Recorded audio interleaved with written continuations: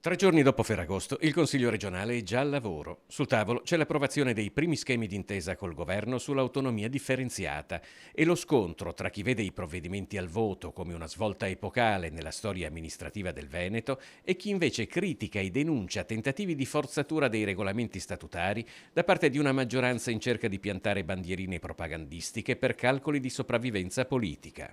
Nessun desiderio di trasgredire il regolamento del Consiglio regionale, ma solo la necessità di fare veloci. I Veneti aspettano già da troppo l'autonomia, dal 2017 hanno votato un referendum nel quale hanno chiesto condizioni e forme maggiori di autonomia per la Regione Veneto.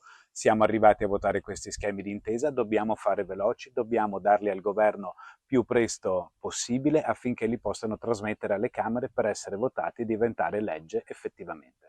Ad aprire i lavori è stata la prima commissione con un voto su 2 intese. La prima riguarda previdenza complementare integrativa, protezione civile e professioni, attribuendo tra l'altro alla Regione il riconoscimento delle qualifiche e la relativa disciplina.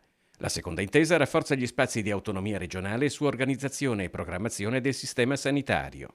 Prossimamente le proposte saranno sottoposte alle altre commissioni consiliari.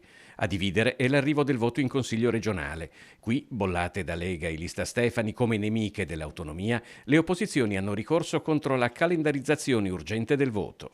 E alla fine avevamo ragione noi. Il servizio legislativo della Regione ha confermato che il progetto di legge sull'autonomia non aveva i caratteri di urgenza per poter essere inserito all'ordine del giorno dei lavori del Consiglio regionale prima del progetto di legge del fine vita. E abbiamo quindi fatto un doppio servizio sia alla legittimità dell'iter del progetto di legge sull'autonomia, sia al fatto che venga approvato nel tempo più veloce possibile il progetto di legge sul fine vita.